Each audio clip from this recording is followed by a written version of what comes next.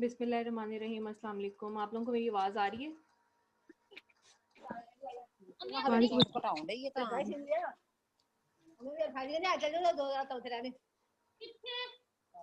हाँ जी, बताएं, मेरी आवाज़ आ रही है? जी मैम वालेकुम अस्सलाम जी मैम आ रही है। अच्छा ठीक है।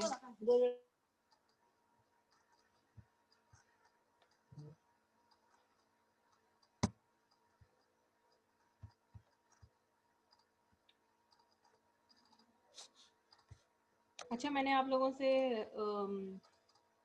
एक बात डिस्कस करनी थी कि ऐसे मतलब थर्सडे को मैं आप लोगों का लेक्चर ले लिया करूं और बाकी 2 दिन अगर मैं आप लोगों को जो है वो कंटेंट शेयर कर दिया करूं, जैसे अपनी वीडियो।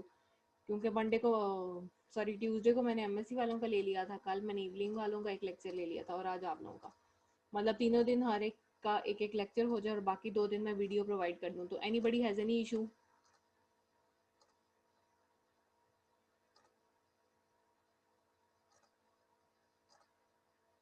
हाँ जी बोलो, जवाब दो।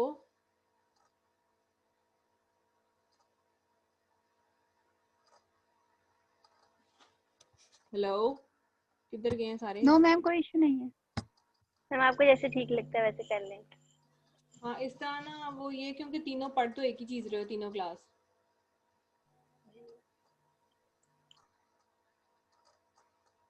तो कभी तो इंटरनेट आप का उनका कुछ भी होता है। लिंक हमें सेंड कर दिया करें, हम हाँ इकट्ठा वही ज्वाइन ना, कर लिया करेंगे। मतलब मैं आप लोगों की क्लास जो है वो थर्सडे को जो है ये जो 12 से 1 टाइम है इस पे लाजमी लिया करूँगी इंशाल्लाह।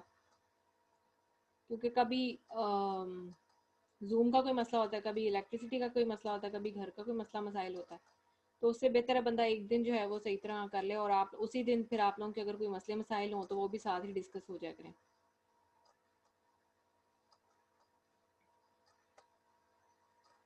ठीक हो गया? जी मैम। जैसे कल के लेक्चर में जो है वो मैंने पूरी एक्सरसाइज एक दफ़ा रिवाइज करवा दी थी और मैंने कहा था कि आप लोगों ने नेक्स्ट ये जो partially ordered set and lattice design को पढ़ के आना है। पढ़ा है किसी ने कि नहीं?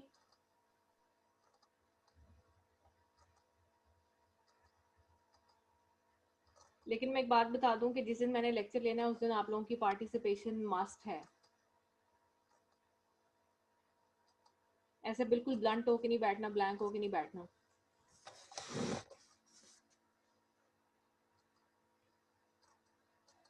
सो एनीवन जिसने कोई थोड़ा बहुत पढ़ने की गलती कर ली हो?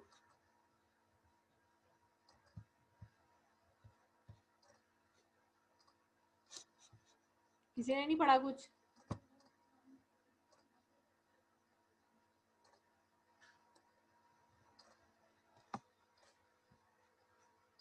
बहुत ही अफसोस की बात है।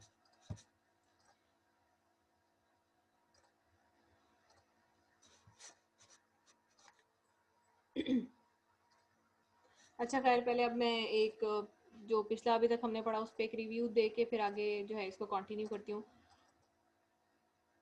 पहले तो बेसिक हमने सेट्स को ही डिस्कस किया, उसकी टाइप्स डिस्कस की, उसके मेंबर्स डिस्कस किए, उसकी प्रॉपर्टीज डिस्कस की और फिर यूनियन और इंटरसेक्शन आ गया। फिर यूनियन और इंटरसेक्शन को लेके जो है वो हमने कुछ जो क्वेश्चंस थे एक्सरसाइज के उनको हमने सॉल्व किया और उसमें हमने कॉम्प्लीमेंट को भी डिस्कस किया, डी मॉर्गन्स लॉ पढ़ा और हमने वेन डायग्राम्स के केसेस भी देखे। ठीक है। और उसमें हमने जो है वो एंड पे ये भी पढ़ा था कि मल्टीप्लिकेशन और एडिशन और सब्ट्रैक्शन जो हैं वो भी यूनियन इंटरसेक्शन और डिस्ट्रीब्यूटिव लॉ कैसे जो हैं वो रिलेट करते हैं और लॉज में कैसे कन्वर्ट होते हैं। फिर कॉम्प्लीमेंट जो है वो यूनियन और इंटरसेक्शन के रोल्स को जो है वो इंटरचेंज कर देता है, यानी कि उसकी डुअल नेचर होती है। अगर यूनियन हो तो वो इंटरसेक्शन में कन्वर्ट हो जाता है और अगर इंटरसेक्शन हो तो वो यूनियन में कन्वर्ट हो जाता है। इसी तरह आगे भी अब ये जो पार्शली ऑर्डर्ड सेट्स और लैटिस डिज़ाइन में भी हम जो मैथमेटिकल साइंस होते हैं जैसे लेस देन और इक्वल और इनको ही डिस्कस करेंगे एज अ सेट। ठीक है, हम के सेट्स में ये प्रॉपर्टीज़ कैसे जो हैं वो अप्लाई होती हैं या किस तरह से फंक्शन करती हैं। ठीक है, अब पार्शली ये फर्स्ट जो पैराग्राफ है ये तो जस्ट एक उन्होंने इंट्रोडक्शन ही दिया हुआ है। डेफिनेशन से स्टार्ट करते हैं। कहते हैं let L be a set we work with a symbol less than or equal to given elements a and b in L. The statement a less than equal to b may or may not be valid depending on a and b. We impose three axioms. कहते हैं हम देखते हैं G L हमारे पास कोई set है और अगर हमने ये जो सिंबल है लेस देन इक्वल, इसी तरह ही आगे वो ग्रेटर देन इक्वल और खाली इक्वालिटी के साइन को भी जो है वो डिस्कस करेगा। कहते हैं अगर हम इस सिंबल के साथ काम करना चाहें तो हम देख सकते हैं कि A less than equal to B जो हमारे पास एक स्टेटमेंट होती है वो कहता है हो सकता है कि वैलिड हो और वैलिड ना भी हो, और ये किस पर डिपेंड करता है? एलिमेंट्स ऑफ अ सेट पे।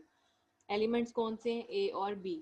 ठीक है, अब इधर उसने सेट एल सपोज किया है, उसके एलिमेंट्स हैं ए और बी, और वो कह रहा है कि जो हमारे सिंबल्स हैं लेस देन और इक्वल या ग्रेटर देन और इक्वल या खाली इक्वल का साइन अगर इनके बीच में आ जाएं जो, तो वो जो स्टेटमेंट्स बनाएंगे, जो जब ये साइंस बीच में आ जाते हैं ना तो इसको हम कहते हैं ये स्टेटमेंट बन गई है।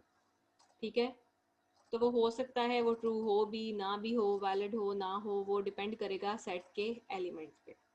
अब वो तीन एक्सियम्स जो है उनको डिस्कस कर रहा है। फर्स्ट में वो कह रहा है for all A in L A is less than equals to ए।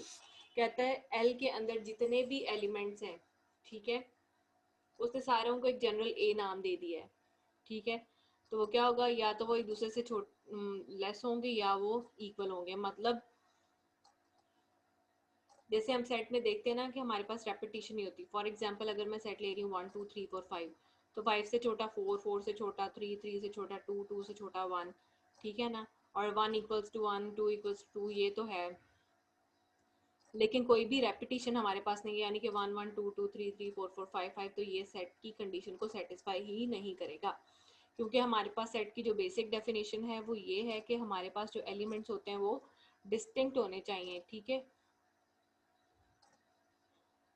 उसके बाद सेकंड एक्सियम की तरफ वो आता है if a is less than equals to b and b is less than equals to a then a is equals to b। ये तो अगर आप जनरली भी देखें तो ये बात ट्रू होती है कि अगर a, जिस तरह हम पहले एक चीज़ प्रूव करते थे कि अगर एक साइड दूसरी साइड की सबसेट है और दूसरी साइड पहली साइड की सबसेट है, तो दोनों साइड्स क्या हैं, एक दूसरे के इक्वल आ जाएंगी। वही यहाँ पे कंडीशन है कि अगर एक एलिमेंट दूसरे से लेस देन या इक्वल है और दूसरा पहले से लेस देन इक्वल है, तो इसका मतलब है a दोनों इक्वल्स टू b है।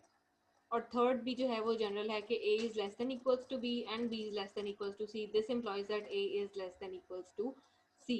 अगर a b से छोटा है या इक्वल है, b c से छोटा है या इक्वल, तो इसका मतलब क्या हुआ कि a c से भी छोटा या इक्वल होगा।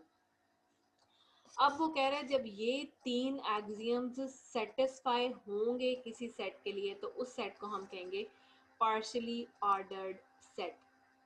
ठीक है, ये एक्सियम्स अगर किसी सेट के लिए सेटिस्फाई होंगे तो उसको हम कहते हैं पार्शियली ऑर्डर्ड सेट।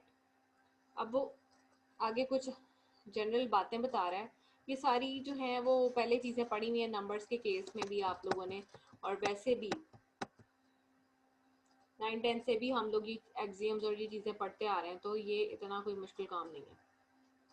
इसीलिए मैंने कहा था कि आप लोगों ने पढ़ के आना है खुद से, ताकि जब आप लोग एक दफ़ा खुद उस चीज़ को रीड आउट कर लेते हो आपकी अंडरस्टैंडिंग ज़्यादा अच्छी होती है उस कॉन्सेप्ट को लेके, और वो आपको ज़्यादा देर तक माइंड में रहता है।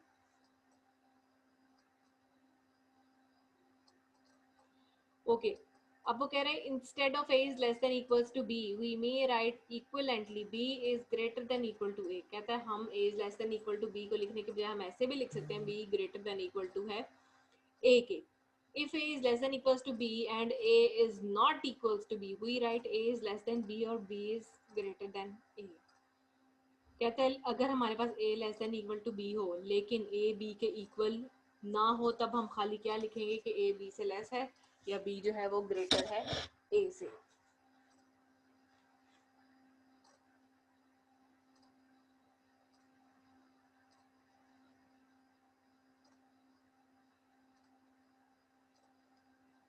ठीक है, उसके बाद वो कह रहा है in case of set theoretic inclusion we explain the wisdom of allowing subset to admit the case of equality. अब वो कह रहा है कि इधर जो हम लेस देन इक्वल टू कह रहे हैं वो अब सेट्स के केस में किस पे इम्प्लाई होती है वो चीज़, सबसेट के केस में, जैसे कि ए बी का सबसेट है।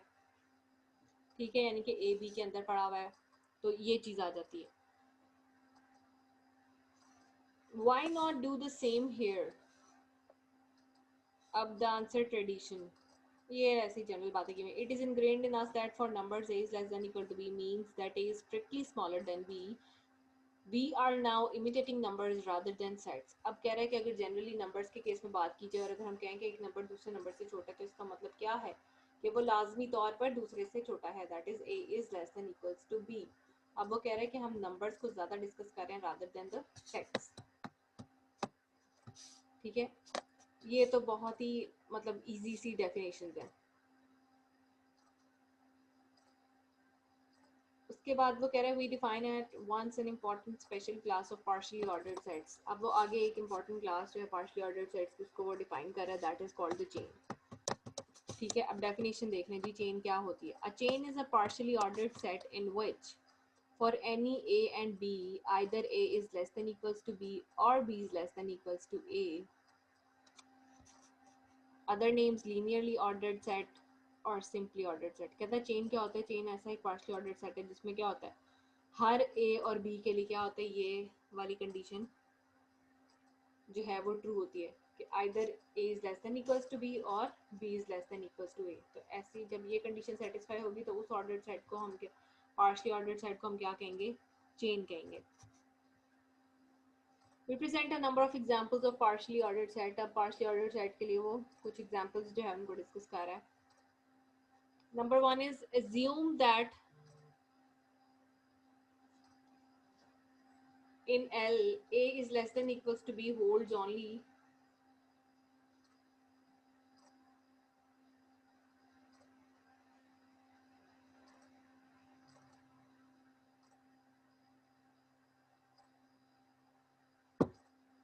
when a is equals to b। कहता आप ये सपोज कर लें कि कोई सेट L है उसमें a less than equal to b कब होल्ड कर रहा है, जब a जो है वो b के इक्वल है। Then L is a partially ordered set, तो L को हम क्या कहेंगे, पार्शियली ऑर्डर्ड सेट कहेंगे। It is suggestive to call L totally unordered.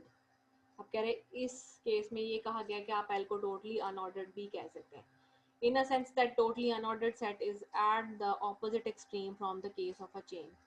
अब वो कह रहे हैं इसको टोटली अनऑर्डर्ड क्यों कहा गया, क्योंकि ये चेन के ऑपोजिट है। चेन में क्या था कि either a is less than equals to b और b is less than equals to a, लेकिन अब टोटली अनऑर्डर्ड में वो क्या कह रहा है कि a is less than equals to b तभी होगा जब a जो है वो b के इक्वल होगा। ठीक है, अब इसने a इक्वल टू b की कंडीशन जो है वो टोटली अनऑर्डर्ड में मस्ट कर दी है, जबकि चेन में क्या था कि या तो ये चीज़ होगी या ये चीज़ होगी। ठीक है, उसके बाद the set of all real numbers form a chain in its natural ordering. कहता है set of all real numbers क्या हैं, वो चेन बनाते हैं। उसके बाद थर्ड एग्जांपल में वो कह रहा है let L be a partially ordered set and M is a subset of L। L क्या हमारे पास पार्शियली ऑर्डर्ड सेट है और M क्या है, L का सबसेट है। वो कह रहे if we say that a is less than equals to b is to hold for ab belongs to m precisely when it does in L we make m into a partially ordered set। अब वो क्या कह रहा है कि अगर हम कहें कि a less than equal to b है और वो होल्ड कर रहा है हर उस a b के लिए जो कि m के अंदर भी पड़ा हुआ है या m से बिलोंग कर रहा है, m क्या है, L का सबसेट है। ठीक है, तो हम क्या कहेंगे कि एम भी क्या है, पार्शियली ऑर्डर्ड सेट में कन्वर्ट हो गया है। ये इसने बात क्या की है कि हम एक पार्शियली ऑर्डर्ड सेट जो है एम लेते हैं जो कि सबसेट एल का है, फिर हम कहते हैं जी कि A less than equal to B है, वो हर एलिमेंट ए बी जो कि एम से बिलोंग कर रहा है उसके लिए कंडीशन होल्ड कर रही है। ठीक है, और होल्ड क्यों कर रही है, उस केस में कर रही है जब m जो है वो l का सबसेट होगा, तो फिर हम कह सकते हैं कि m भी क्या है, हमारा पार्शियली ऑर्डर्ड सेट है। अब कह रहा है कि अगर l is a chain so is m, और अगर l जो है वो चेन होगा तो उसका जो सबसेट है वो भी चेन होगा। यानी कि उसने ये जनरल बात की है कि अगर हमारे पास एक पार्शियली ऑर्डर्ड सेट है तो उसके सबसेट्स भी क्या होंगे, पार्शियली ऑर्डर्ड होंगे, और अगर हमारे पास एक सेट जो है वो एज अ चेन एक्ट कर रहा है तो उसके सबसेट्स भी क्या होंगे, एज अ चेन ही एक्ट करेंगे। Thus any set of real numbers is a chain in its natural ordering। कहता कहता है इसीलिए कहा गया है कि रियल नंबर जो हैं वो अपने नेचुरल ऑर्डर में, नेचुरल ऑर्डर क्या है उनका, इनके नंबर लाइन पे जितने भी नंबर्स हैं उनको हम रियल नंबर कहते हैं ना, कहते हैं वो अपने नेचुरल ऑर्डरिंग में क्या है, वो एक चेन बना रहे हैं, यानी कि एक दूसरे से लिंक हैं, जुड़ रहे हैं, और उनकी जो अरेंजमेंट है। उसके बाद possible subsets of the chain of real numbers. अब कहता है अब पॉसिबल सबसेट्स क्या हो सकते हैं चेन ऑफ रियल नंबर्स की, यानी कि रियल नंबर्स क्या बना रहे हैं चेन। अब इसके पॉसिबल सबसेट्स क्या हैं, रैशनल नंबर्स हैं, इंटीजर्स हैं और पॉजिटिव इंटीजर्स हैं। अब उसने 3 एग्जांपल दे दी। रैशनल नंबर्स क्या हैं, कौन से नंबर्स होते हैं, the numbers that can be written in the form of p over q where q is not equals to 0। Rational numbers वो होते हैं जिनको हम q से डिनोट करते हैं। इंटीजर्स क्या होते हैं z, और पॉजिटिव इंटीजर्स क्या हैं, जो पॉजिटिव नंबर्स होते हैं। उसके बाद फोर्थ में वो कह रहे हैं let l be a finite chain. कहता है सपोज कर लें l क्या है, हमारे पास एक फाइनाइट चेन है। Evidently l has a smallest element then a next smallest element. We conclude that if a chain has a finite number of elements, say, and it looks exactly like the set। कहता है अब वो इससे हमें क्या पता लग रहा है कि L, अगर हमारे पास कोई चेन है, ठीक है, और उसके फाइनाइट नंबर ऑफ एलिमेंट्स हैं, और अगर हम उनको टेबुलर फॉर्म में लिखें तो वो कहता है वो एग्जैक्टली एक सेट की फॉर्म बनाएंगे दिखने में, ठीक है, in its natural order. Natural order क्या है, 1 is less then 2, 2 is less then 3, 3 is less then 4 up till so on. तो कहता है अगर हम उसे एलिमेंट्स की फॉर्म में लिखें तो वो एग्जैक्टली एक सेट की तरह लगेंगे।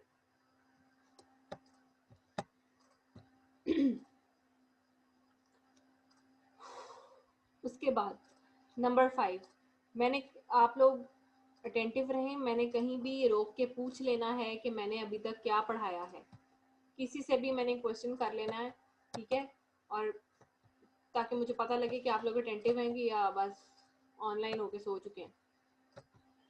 सो be attentive. Let me finish this off then I will ask you questions. Okay, उसके बाद नंबर 5 पे कह रहे हैं partially ordered sets with a small number of elements can be served by inspection. अब कह रहे हैं वो जिनमें कम नंबर होते हैं उनको हम हर एलिमेंट को इंस्पेक्ट कर सकते हैं, देख सकते हैं कि वो कैसा एक्ट कर रहा है। If L is a partially ordered set with 2 elements, then L is either totally unordered or a chain. If L has 3 elements, there are 5 possibilities. अब कह रहा है अगर उसके पास 3 एलिमेंट्स है तो कौन सी हैं, 5 possibilities आ जाती हैं। 5 possibilities कैसी हैं, figure 4 when we draw a line going up from A to B, if A is less than B and B is directly above A, there is no C with A is less than C is less than B। अब वो figure से जो है वो इसको show कर रहा है कि अगर हमारे पास 3 एलिमेंट्स हों तो हम आपस में उनकी पेयरिंग कैसे कर सकते हैं, ठीक है। अब उसने कहा इसमें सिर्फ 3 एलिमेंट्स हैं, लेकिन इसमें कोई ऐसा एलिमेंट नहीं है कि जो एक दूसरे से छोटा हो।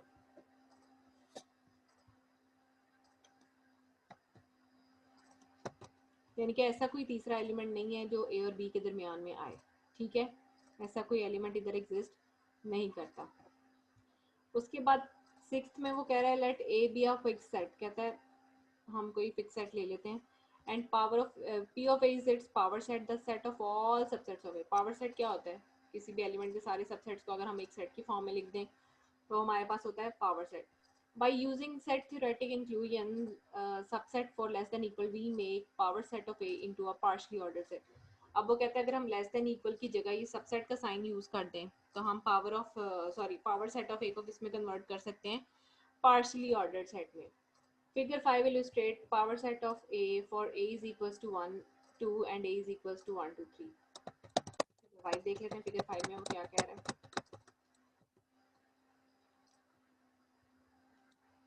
अब देखिए 1 2 के लिए पावर सेट उसने क्या बनाया, 5 1 2 और 1 2, ठीक है। पहले हम उनको टेबुलर फॉर्म में लिखते थे या डिस्क्रिप्टिव फॉर्म में लिखते थे, अब उसने उसको फिगर फॉर्म में लिखना शुरू कर दिया, यानी कि लैटिस ये मिलके लैटिसेस बनाते हैं, मतलब एक पर्टिकुलर डायग्राम्स बनाते हैं या फिगर्स बनाते हैं, ठीक है।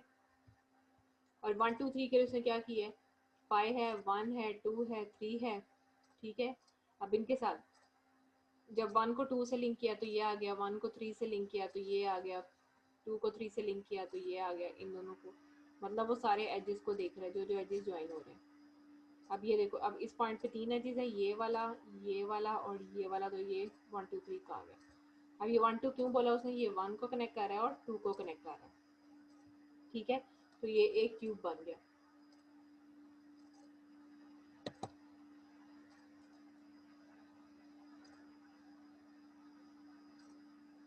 अब we seek to distinguish the partially ordered sets power set of A of example 6 among all partially ordered sets। अभी उसने यही बात की है कि अब हम पार्शली ऑर्डर्ड सेट्स को आपस में डिस्टिंग्विश कैसे कर सकते हैं, उसके पावर सेट्स को यूज़ करते हुए हम उनको डिस्टिंग्विश कर सकते हैं एक दूसरे से, यानी कि डिफरेंट शो कर सकते हैं। और इसमें जो अपर बाउंड और लोअर बाउंड के जो नोशंस है, मतलब जो हाईएस्ट लिमिट और लोएस्ट लिमिट है, वो बहुत इंपॉर्टेंट रोल प्ले करती है, जो कि वो कह रहा है कि हम आगे भी यूज़ करेंगे। अच्छा, आप लोग यहाँ तक देखें, ठीक है। और यहाँ तक मैंने भी आपसे पूछना है कि हमने अभी क्या डिस्कस किया है। मैं ज़रा पानी पी लूँ।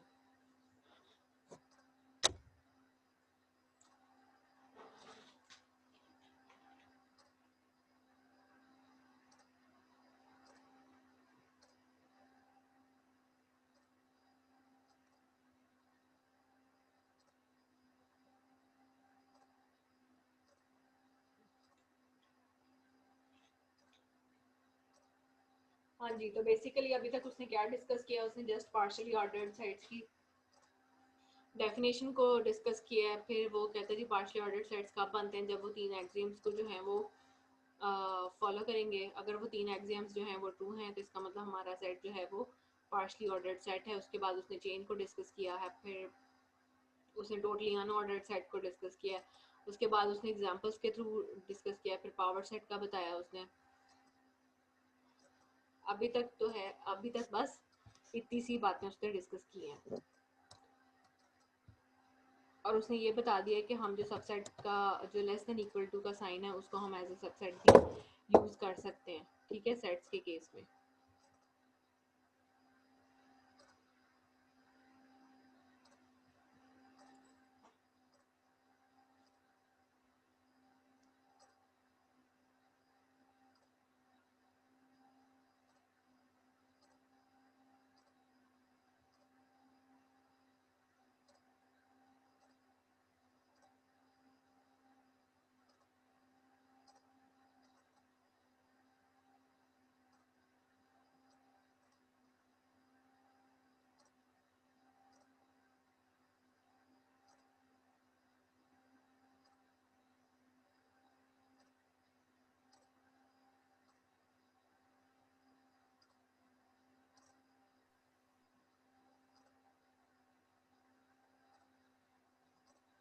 ठीक हो गया जी। अब हम आगे देखते हैं।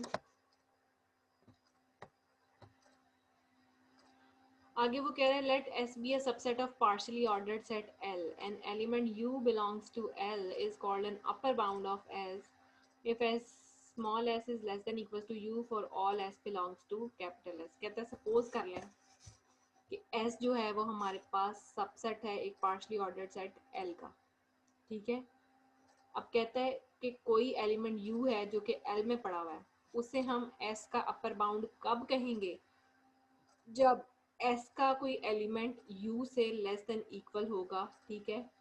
यानी कि S के एलिमेंट्स के लिए ये कंडीशन सेटिस्फाई करेगी, यानी कि S के जो सारे एलिमेंट्स हैं वो U से लेस देन या इक्वल होंगे। और U किसका एलिमेंट है, L का एलिमेंट। आ गई समझ। S कोई भी सबसेट है पार्शियली ऑर्डर्ड सेट L का, कहता है U जो कि L से बिलोंग कर रहा है उसको हम अपर बाउंड S का कब कहेंगे, जब सबसेट जो है उसका हर एलिमेंट के लिए ये कंडीशन सेटिस्फाई हो, that is S is less than equals to U। We say that U is a least upper bound of S if it is an upper bound of S, and furthermore U is less than equal to V for any upper bound V of S। Lower bound and greatest lower bound are defined analogously. अब वो वही कह रहा है कि least upper bound उस case में हो जाएगा, यानी कि अगर उससे भी छोटा कोई एलिमेंट आ जाए यू जो कि लेस देन इक्वल हो जाए वी से, ठीक है, और वो एस के हर एलिमेंट के लिए अपर बाउंड बन जाएगा।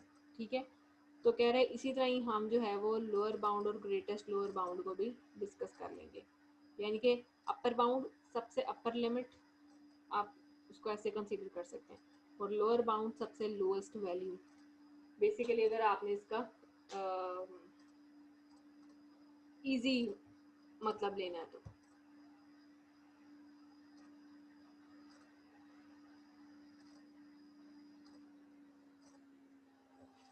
उसके बाद वो कह रहा है it is immediate that if a least upper bound for a subset exist.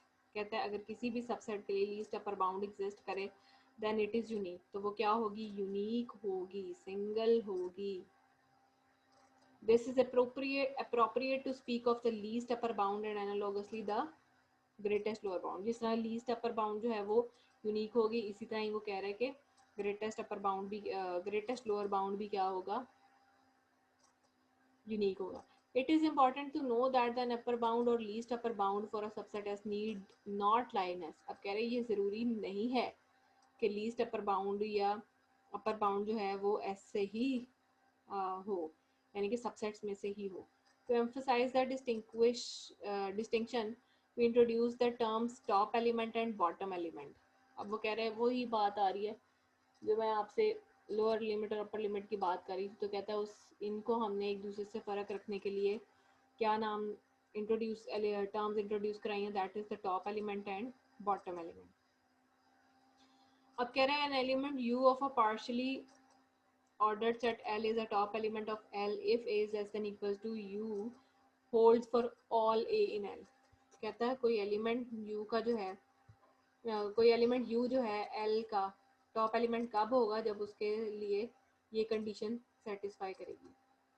ठीक है, that is A is less than equals to U holds for all A in L। और बॉटम एलिमेंट भी इसी तरह ही डिफाइन होगा। It is a square requirement on a partially ordered set to demand that every subset have a top element and a bottom element। और कहता है ये must है कि partially ordered sets के जो भी सबसेट होंगे उनका कोई ना कोई टॉप एलिमेंट या बॉटम एलिमेंट एग्जिस्ट करेगा। अब वो कह रहा है subset S of a partially ordered set need not have an upper bound। कहता है ज़रूरी नहीं है कि हर सबसेट S के लिए जो है वो अपर बाउंड हो। For example we can take S to be entire set L। जैसे उस केस में कि अगर हमारा S जो है वो L हो, जैसे वो अगर L जो है वो 1 2 3 है तो S भी क्या ले लें हम 1 2 3 and N upper bound for all L exist if and only if L has a top element. तो अपर बाउंड कब एग्जिस्ट करेगी? जब L में कोई टॉप एलिमेंट। अच्छा ये जो है ना, ये जनरल जो बातें हैं, जो डेफिनेशंस हैं, इनको आपने डेफिनेशंस की हद तक ही रखना है। ठीक है, पेपर में मेरी कोशिश होगी कि थ्योरी पे मैं इतना फोकस ना करूं कि हम ज़्यादा क्वेश्चंस पे फोकस करें। ये सिर्फ ये कॉन्सेप्ट्स हैं जो कि आगे एक्सरसाइजेज में यूज़ होते हैं। ठीक है,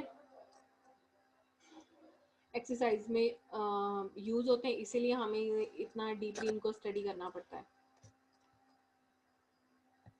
सिर्फ ये कॉन्सेप्ट मैम जी जी यहाँ पे इन्होंने कहा है कि अपर बाउंड L की तब एग्जिस्ट करेगी जब L में टॉप एलिमेंट हो। तो टॉप एलिमेंट तो मतलब लाजमी नहीं होगा हर L में। वो ये इसका एक केस डिफाइन कर रहा है ना कि ये जब हम इसको बिल्कुल एग्जैक्टली L के इक्वल ले लेंगे तब। बाकी सारे केसेस में तो उसने ऊपर वाले पैराग्राफ में जो बात की है वो उसने यही बात की है कि बाकी सारे केसेस में मस्ट हो गया टॉप एलिमेंट भी और बॉटम एलिमेंट भी। सिर्फ इस केस में वो कह रहा है कि ऐसे नहीं होगा। Okay ma'am. तो मैं यही कह रही हूँ कि इतना थ्योरी में घुसना नहीं है आप लोगों ने, और इतना अपने आप को कंफ्यूज भी नहीं करना। ये वो वाला हिसाब है जैसे मैयर थ्योरी जैसा। पता नहीं आप लोगों ने मैयर थ्योरी पढ़ी हुई है कि नहीं पढ़ी हुई। ये वैसा सब्जेक्ट है जो थ्योरी में घुसाता है, लेकिन हमने बस एक्सरसाइजेस को ज़्यादा फोकस करना है और जो प्रैक्टिकल क्वेश्चंस हैं यानी कि जो न्यूमेरिकल क्वेश्चंस हैं उनको ज़्यादा फोकस करना है। और डेफिनेशंस को बस आपने जो है वो एमसीक्यूज की हद तक और अपनी अंडरस्टैंडिंग की हद तक जो है वो रखना है। बाकी इंशाल्लाह जब पेपर बनेगा तो बाकी आप लोगों को आइडिया हो जाएगा कि क्या किस तरह से चीज़ें आनी है, वो मैं आप लोगों को बता दूँगी। कहाँ थे हम?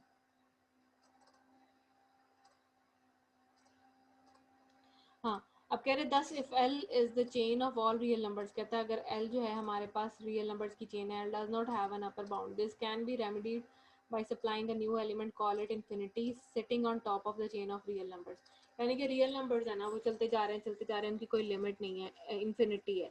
तो इसमें उन्होंने टॉप एलिमेंट को क्या कह दिया जी, इन्फिनिटी कह दिया, जो मैक्सिमम है जहाँ तक हमारी सोच जा सकती है वो एलिमेंट क्या है इसका, टॉप एलिमेंट है। If we similarly augment the real numbers at the bottom by inserting negative infinity, अब वो कह रहा है कि पॉजिटिव साइड पे अगर देखा जाए तो प्लस इन्फिनिटी जो है वो हमारा टॉप एलिमेंट होगा, इसी तरह अगर नेगेटिव साइड पे देखा जाए तो नेगेटिव इन्फिनिटी जो है वो हमारा बॉटम एलिमेंट होगा। ठीक है, तो यानी कि वही बात आ जाती है जो मैक्सिमम लिमिट, चाहे वो अपर साइड पे हो चाहे वो लोअर साइड पे हो।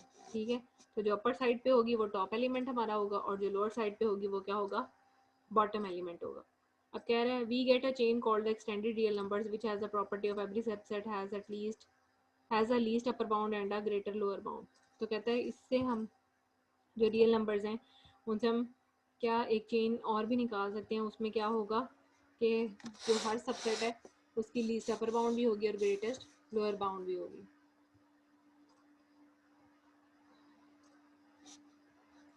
चलें आज इसको यहाँ तक रखें। ठीक है, इसको आप लोग पढ़िएगा और आगे भी पढ़ के आइएगा। ठीक है, इंशाल्लाह नेक्स्ट लेक्चर में हम अगली चीज़ें डिस्कस करेंगे।